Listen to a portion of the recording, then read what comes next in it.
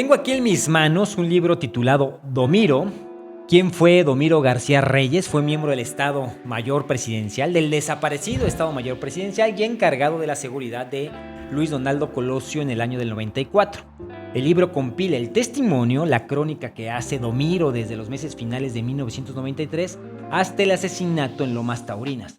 Compila 2 entrevistas que le hacen en febrero del 96, casi 2 años después del asesinato, y la transcripción de una grabación donde Domiro se defiende cuando el aparato de justicia del gobierno de Ernesto Zedillo lo quiso culpar de algún tipo de participación en el asesinato de Luis Donaldo Colosio. Dicha recopilación en el libro, la del testimonio, las entrevistas y la transcripción de la grabación están hechas por los periodistas Joaquín López Dóriga y Jorge Fernández Menéndez. El libro se convierte en fuente primaria. Es la voz de quien tenía una tarea fundamental para la propia gobernabilidad y estabilidad del país, que era cuidar al candidato del oficialismo.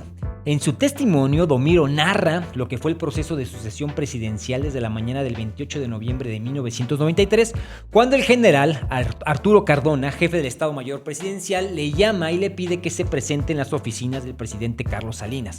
Reunión donde le informan que estaría al servicio del precandidato del partido, de Colosio, del PRI. Para Domiro, aquella responsabilidad le representaría convertirse en jefe del Estado Mayor cuando Colosio fuera presidente, pero pues bueno, sabemos que eso ya no sucedió.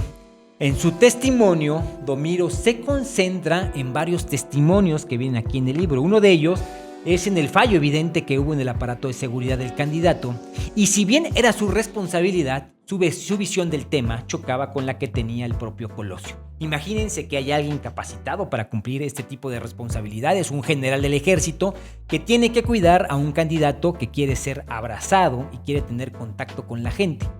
En el tema político, Colosio nunca sintió tener bien amarrada la candidatura. Manuel Camacho Solís se convirtió en una verdadera patada, en una piedra en el zapato, y por lo mismo Colosio quería tener ese contacto directo con las bases, con el pueblo, abrazar a las señoras, cargar a los niños, ya saben, hacerse de un liderazgo popular.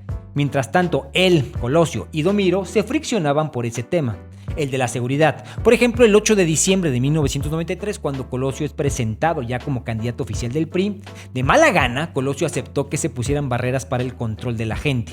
Aunque a Colosio le dieran razones de la importancia que era la seguridad, siempre ponía trabas al tema. Domiro en su testimonio analiza el ambiente político. Era alguien que no solo se encargaba de cuidar al candidato, sino que se adentraba en los periódicos, leía a los analistas y medía la temperatura del ambiente. Sabía leer entre líneas. Por ejemplo, señala la forma como la prensa reacciona a la figura de Ernesto Zedillo, quien funge como coordinador de campaña de Luis Donaldo Colosio, y que muchos analistas lo toman como candidato suplente, como si algo fuera a pasar, de hecho meses antes de Lomas Taurinas. ¿Y qué se decía? Se hablaba en los artículos de opinión de una pérdida irreparable, se hablaba de una contingencia irreparable, de la ausencia del candidato. Eran suposiciones escritas en artículos de opinión meses antes del crimen, y ante esos escenarios de ausencia, de falta, salía a relucir la figura de Ernesto Zedillo como posible candidato. A Colosio se le ve como alguien débil, debilidad que contrasta con la fortaleza del presidente Carlos Salinas. Se habla de un maximato. Domiro menciona que la sombra de Salinas sobre Colosio es la sombra de Calles sobre Cárdenas. En términos generales no se ve una candidatura seria, sólida. De hecho, en algunos análisis políticos la ven hasta como una broma. Domiro analiza el protagonismo que se le dio en los medios de comunicación al gran perdedor de la trama de la sucesión presidencial, a Manuel Camacho Solís, quien se decía en su momento que sería el ungido por Salinas para sucederlo en el poder, cosa que no fue así, fue Colosio. Camacho, entre todos los que tienen intenciones de ser candidatos a la presidencia, es el único que no acepta su derrota, nunca felicita a Colosio por el nombramiento. Al contrario, al día siguiente de la designación de Colosio, Camacho renuncia a la jefatura del Departamento del Distrito Federal y ocupa la Secretaría de Relaciones Exteriores, llevándose los reflectores. En ese cargo dura poco más de un mes, porque en enero es nombrado comisionado para la paz y la reconciliación en Chiapas, así que bajo este ambiente todos hablaban de Camacho Solís. Ocupa las primeras planas, las notas principales en los noticieros, y a la par, la campaña de Luis Donaldo Colosio pasa totalmente desapercibida. Se va a generar un ambiente de mucha confusión porque se hablaba de la posible sustitución de Colosio por Manuel Camacho Solís. Y bueno, Colosio quería mostrarse como un líder de masas y hubo incidentes que vulneraron relativamente su seguridad.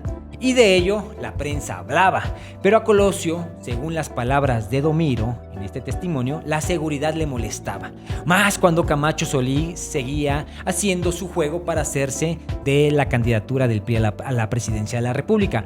Domiro narra todos los problemas de logística, cuenta cuando el presidente Salinas da un manotazo de autoridad diciendo una de las frases que quedó en el argot político, el famoso "no se hagan bolas", aclarando que el candidato del PRI era Colosio y nadie más. Prácticamente pocos días antes del crimen de Colosio, Camacho Solís suelta el sueño presidencial y declara que no buscará más ser el candidato. Mientras en oscuros y desconocidos lugares el sistema político mexicano planeaba el crimen de su propio candidato. Esta recopilación que logran López Dóriga y Fernández Menéndez es valiosa desde el punto de vista periodístico, ya que nos acerca a quien falla en un tema tan trascendental como es la seguridad del candidato del PRI a la presidencia de la República, pero que a la vez esa falla no significa que haya tenido algún tipo de participación en tan lamentable suceso. Domiro García Reyes vivió tiempos después un ostracismo por tan lapidaria falla, de la cual acepta su responsabilidad técnica, pero de la cual se defiende muy dignamente cuando lo quieren culpar de un crimen en el cual no participó y no cometió.